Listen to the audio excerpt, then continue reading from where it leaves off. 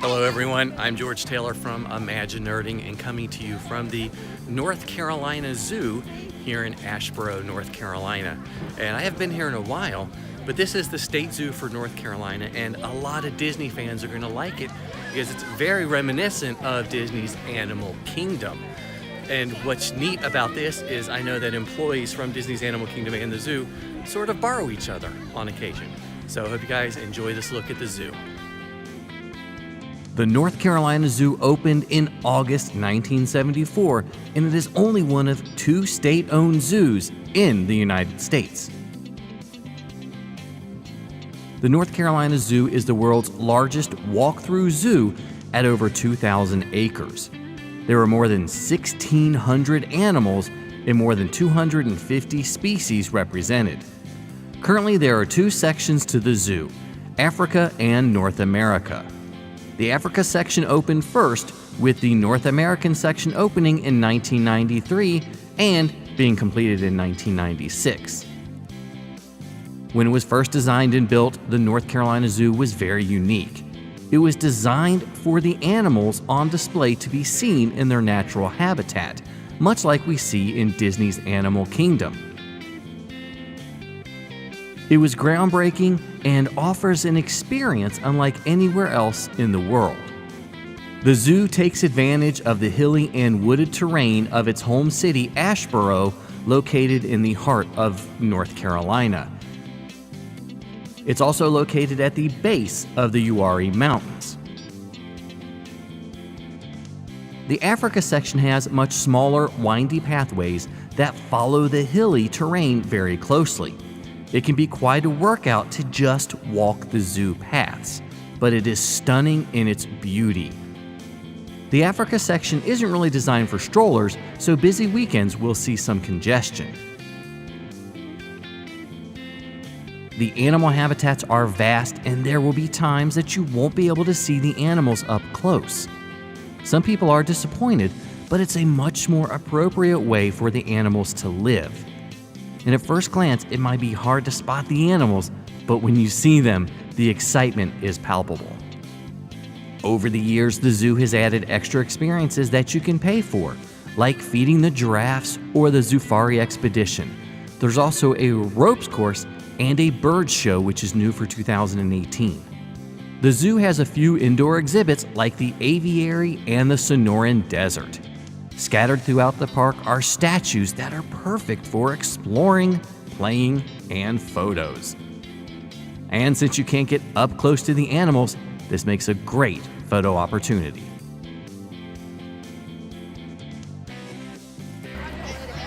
Okay, we're exploring the Africa side. The North Carolina Zoo is so large that it really takes a long time to get this done, to see everything. And I'll be honest with you, I love the zoo. It's not designed for large crowds, so if you're coming on a busy day, strollers are everywhere and the paths are kind of small. So you got to make sure you dodge people and don't stop too often. So anyways, love the zoo, have a great time here. Like I said, we were only doing the Africa section, not the whole thing, because there's just not enough time. Located between the Africa and North American sections is Junction Point, which is sort of like an exhibit for people. There are 2 restaurants, a few snack bars, a gift shop, and the restrooms. Of course, there are restrooms scattered throughout the park as well.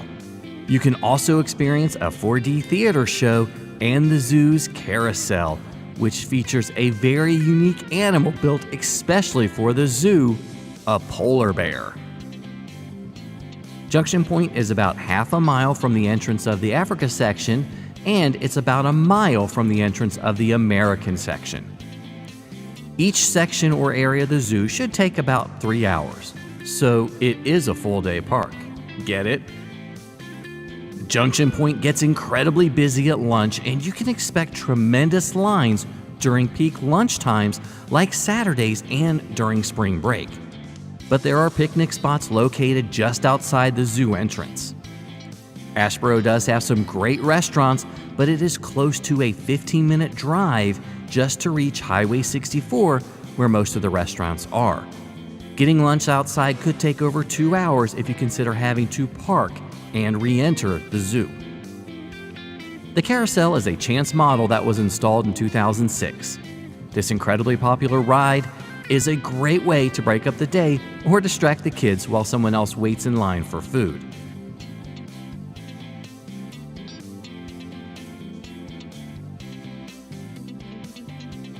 It's $3 per ride, but parents can ride for free if they are standing and holding a small child.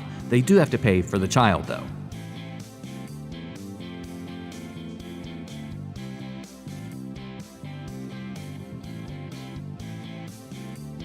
Junction Point also serves as the main tram stop area for the 3 tram stops at the zoo.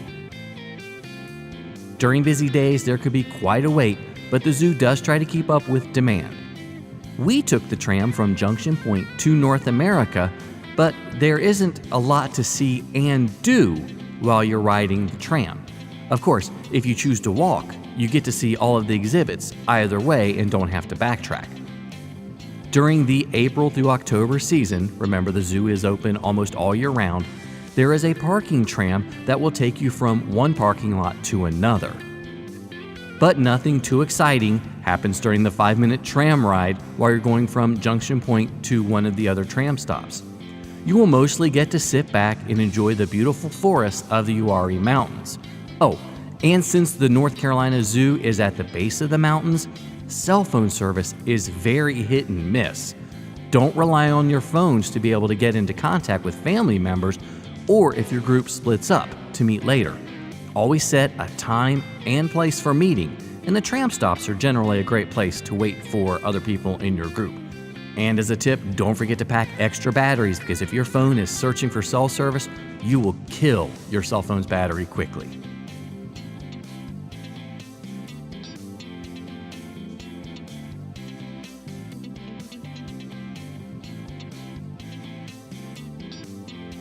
The North American section, planned and designed almost 20 years later than the Africa section, shows the changes in zoos and exhibit spaces with animals. The pathways are wider and there's more room for strollers. There are also several incredible play areas for kids, like the Kid Zone and the Gardens Friends Playground. The Africa section is sort of in a circle with Junction Point at one end, which sort of makes sense when you realize it was the only section of the zoo for 20 years. And the North American section is a large trail, so to speak. It sort of starts at the entrance and winds all the way to Junction Point without going back on itself. So if you're in the North America section, maybe look at one side one way and the other side the other way if you're just visiting that part of the park. The most popular exhibit in the North America section is the Rocky Coast, which includes harbor seals, seabirds, sea lions, and the extremely popular polar bears.